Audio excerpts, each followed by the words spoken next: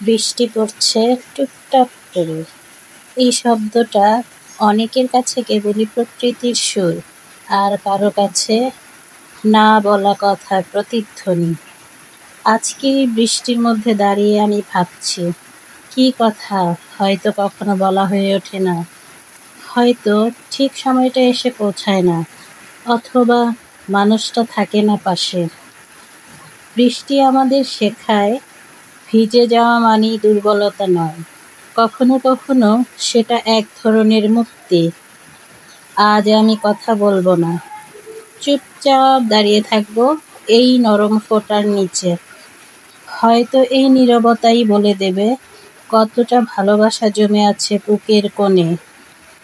আর যাকে বলা হয়নি, সে যদি কখনো এই বৃষ্টিতে ভিজে, জেনে নিও আমার নিঃশব্দ কথাগুলো এখনো ভেসে বেড়ায় এই বৃষ্টির মাঝেই।